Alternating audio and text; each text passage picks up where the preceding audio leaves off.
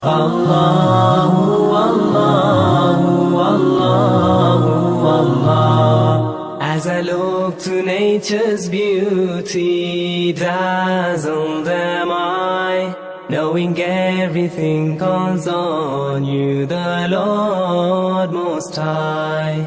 الله الذي يهدينا جميعا الله الذي نعتز به جميعا मोहम्मद इम्तियाज़ को दावत देता हूँ कि उस चंद मिनट में अहले सुन्नत वल जमात का तारुफ़ करा दें अपने इस्लामिक सेंटर का।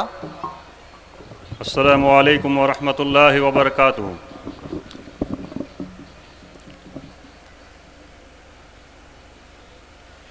दोस्तों, भाइयों, बुज़ुर्गों, अल्लाह ताला का बेपनाह एहसान और शुक्र है कि अल्लाह ताला ने आपके दरमियान में दो बातें कहने की तौफीक अता फरमाई। इस ऐसे स्टेज से जहाँ पर अल्लाह ने अपने बंदों में से जो सबसे चुनिंदा बंदे होते हैं वो इस स्टेज पर जलवा अफरोज़ हैं। इनके सामने मेरी बोलने की औकात और हैसियत तो नहीं है, मगर अल्लाह ताला ने ये तौफीक अता फरमाई है, बुज़ुर्गों के सामने कुछ कहने की तौफीक अता फरमाई है। भाइयों, मैं थोड़ी देर में खाली इतना बताना चाहता हूँ कि ये अहले सुन्नत वल जमात इस्लामिक सेंटर क्या है और इसका क़याम क्यों किया गया और ऐसे सेंटर की ज़रूरत क्यों है। दोस्तों, बुज़ुर्गों, मैं कॉलेज में पढ़ता था। मैंने अपनी ग्रेजुएशन बम्बई से की है। चंद साल मैं रिजवी कॉलेज में रहा और चंद साल नेशनल कॉलेज बांद्रा वेस्ट में रहा मैं। ये वो ज़माना था जब डॉक्टर जाकिर नायक पूरी दुनिया में तहलका मचाए हुए थे। डॉक्टर जाकिर नायक ये हर वक्त अंग्रेज़ी में, इंग्लिश में स्पीच दिया करते थे। इनके बड़े बड़े सेमिनार लगा करते थे। तो हर वो बच्चा जो कॉलेज में पढ़ता था या स्कूल में पढ़ता था और इंग्लिश जानता था और समझता था और थोड़ा दीन से थोड़ा सा माइल था, उसके लिए बड़ा आसान हो गया था इंटरनेट के ज़रिए से, कंप्यूटर के ज़रिए से, ऑडियो और वीडियो के ज़रिए से डॉक्टर जाकिर नायक तक पहुंचना। मेरे दोस्तों, मैं भी इसी तरीके से डॉक्टर जाकिर नायक के एक जलसे में गया और जलसे में जाकर जब मैंने उनकी बातें सुनी तो मैं बहुत शक में पड़ गया। मैं ये कंफ्यूज हो गया कि ये आदमी इतना ज़बरदस्त मुबल्लिग, इतना बेहतरीन बोलता है और इतने दलाइल देता है और इसने इतने सारे दलाइल पेश कर दिए मेरे सामने, कुरान करीम से हवाले दे दिए, हदीसों की किताबें पढ़ दी, हदीसों के हवाले दे दिए, रफ़े दैन के ताल्लुक से इतने सारे हदीसें पेश कर दी, आमीन जोर से कहने की इतनी सारी हदीसें पेश कर दी, सीने पर हाथ बांधने की हदीसें पेश कर दी। फिर हम लोग नाफ के नीचे क्यों हाथ बांधते हैं? फिर हम लोग रफ़े दैन क्यों नहीं करते? एक शक का कीड़ा मेरे जहन में आ गया और मेरे दोस्तों में वो शक का कीड़े को लेकर के मैं जो है कंफ्यूज हो गया और कंफ्यूजन में मैं थोड़े दिन जीने लगा। थोड़ा सा मुझे बेचैनी हो गई। मुझे ऐसा लगने लगा मेरी नमाजें सब ज़ाया होने वाली है। मेरी नमाजें क्योंकि नबी के तरीके पर नहीं है, हदीस के मुवाफिक नहीं है, तो मेरी नमाजें सब बर्बाद हो जाएगी। और इस शक को दूर करने के लिए मैं चंद उलमाओं से राब्ता किया, चंद उलमाओं से मैंने बातें की। मैंने कहा, हज़रत रफ़े दैन की जब हदीसें मौजूद है तो हमें जो है रफ़े दैन हम लोग क्यों नहीं करते? तो मेरे दोस्तों, जो हकीकत है मैं वो बयान करूंगा ताकि हमारे बड़े भी इस चीज़ को सुन ले और जान ले कि आदमी अक्सर जो गैर मुकल्लिद बना है उसके पीछे कुछ वजूहात है। मुझे अक्सर ये जवाब मिला कि उनसे बात मत करो, वो गुमराह लोग हैं। मैंने दलील मांगी, मुझे दलील जल्दी नहीं मिली। मैंने सवाल किया, मुझे जवाब में यह कहा गया कि उनसे दूर रहो। अब मेरा कंफ्यूजन और बढ़ गया और मैं ज्यादा कंफ्यूज हो गया। फिर मुझे कुछ लोग मिले गैर मुकल्लिद, वो कहने लगे, देखा तुम लोगों के पास हदीस नहीं है ना, जवाब नहीं मिला। मुझे वो चीज़ सच लगने लगी। और मेरे दोस्तों, मैंने इरादा कर लिया था कि मैं अब रफ़े दैन शुरू कर दूंगा, मैं अब सीने पे हाथ बांधूंगा और मैं इसके लिए अपने घर से बगावत करने को तुल गया था। मैं बगावत करने वाला था कि बस अल्लाह का दीन है और अल्लाह के रसूल ने लाया है, तो मैं घर को नहीं छोड़, मैं घर को बाप दादा के अमल को नहीं, मैं तर्क कर दूंगा। इसी बीच में मेरे एक दिन मेरे घर में मेरे वालिद से बहस हुई। मेरे वालिद अल्हम्दुलिल्लाह आलिम है, अल्लाह ताला उनको अच्छा रखे, अल्लाह उनकी सेहत और में बरकत अता फरमाए, इल्म में बरकत अता फरमाए। इसी मुद्दे पर मैंने बहस की, और दीन में बहस कर सकते हैं इसलिए मैंने दीन के मसले पे बहस की।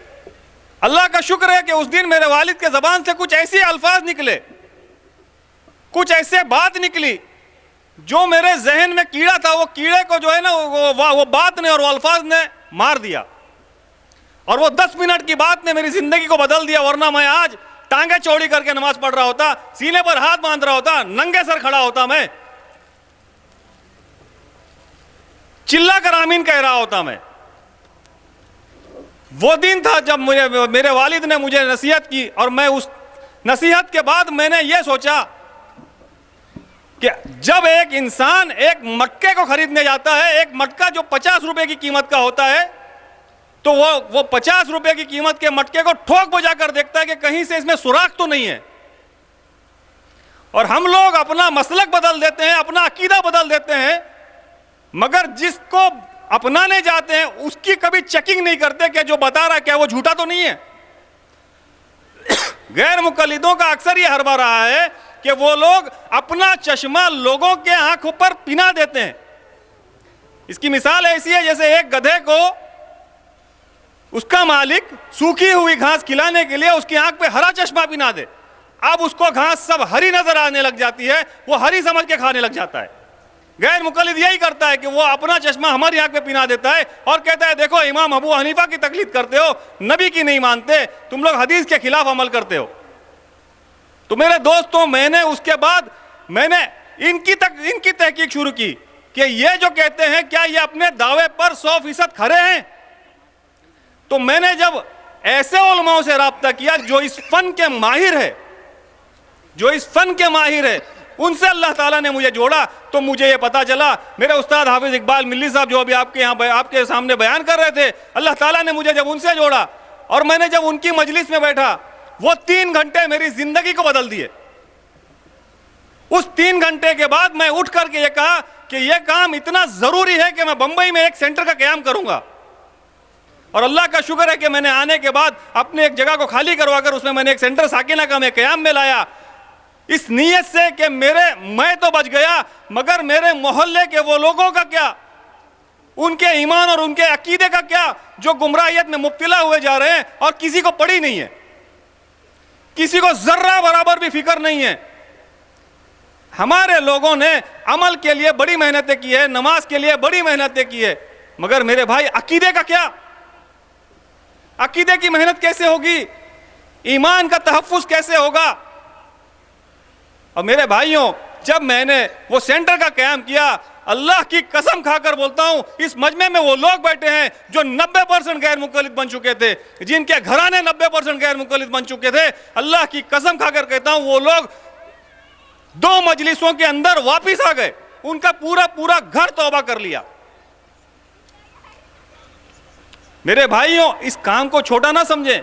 आज के इस फितने के दौर में यह काम की इतनी सख्त जरूरत है, इतनी सख्त जरूरत है।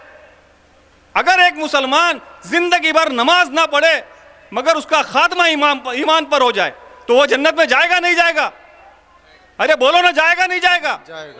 मगर अगर उसका ईमान खराब हो जाए, उसका अकीदा खराब हो जाए और उसके बाद उसकी मौत आ जाए, बताओ जन्नत में जाएगा?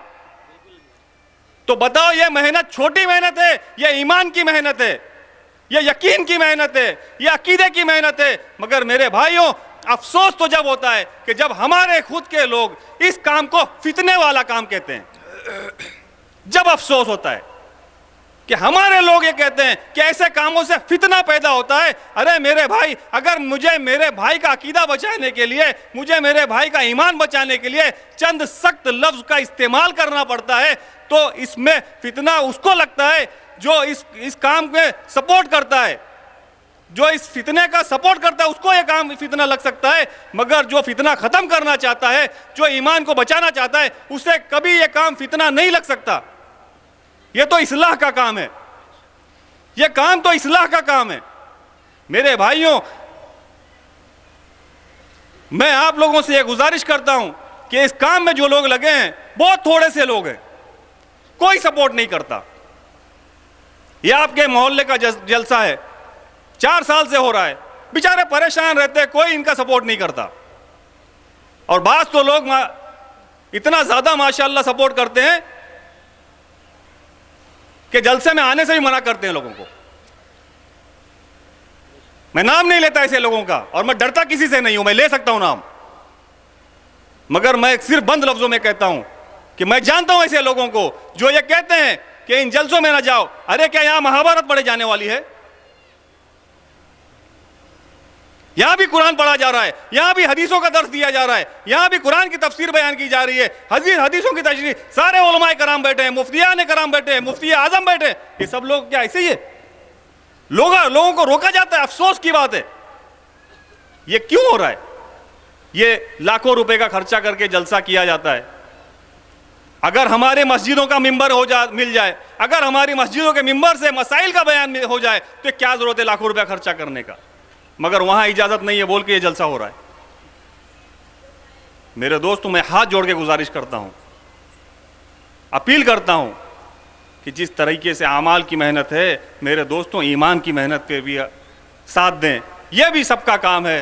वो सारा काम जो जितने शोबे दारुल उलूम देवबंद के जरिए से चलते हैं, वो सब हमारे काम है, सब में हमको पूरा उतरना है। जब जिसका तकाजा आ जाए वहां पर खड़े होना है। जब हमारे अकाबिर जिस काम को शुरू कर दें उनका साथ देना है। मेरे दोस्तों, अहले सुन्नत वल जमात इस्लामिक सेंटर की बुनियाद बस इसी बुनियाद पर है, इसी चीज पर है। और हमारा काम यह है कि हमारे यहाँ पर अल्हम्दुलिल्लाह मुफ्तियान कराम मौजूद है। जब किसी वक्त भी आपको दिन में, रात में, कभी किसी वक्त कोई फितने का हो, कोई फितना आपको परेशान करने वाला हो, आपके मोहल्ले में कोई फितना परेशान करने वाला हो, हमारे सेंटर से राब्ता करें। हमारे मुफ्तियान कराम, हमारे मुनाजिर है, वो सारे लोग आ जाएंगे इंशाअल्लाहुल अज़ीम फितने का खात्मे के लिए। ये अल्लाह के दीन को बचाने के लिए, नबी की सुन्नतों को बचाने के लिए हम दिन रात मौजूद हैं। मेरे भाइयों, सेंटर का फॉर्म वहाँ मौजूद है, नाम और एड्रेस और फ़ोन नंबर मौजूद है, आप सब लोग ले सकते हैं। और अपने अपने घरों में उस फ़ोन नंबर को सेव करके रखें, जैसे अपने अपने डॉक्टरों का नंबर रखते हो, अपने वकील का नंबर रखते हो, अपने उलमाओं का भी नंबर रखा करो। कभी कोई फितना आ जाए, आपके यहाँ नहीं किसी और के यहाँ देखो, तो फ़ोन करके बता दो। बेशक, बहुत खूब। ठीक है दोस्तों, मैं अपनी बात को यहाँ ख़त्म करता हूँ। अस्सलामु अलैकुम रहमतुल्लाहि व बरकातुहू। हज़रात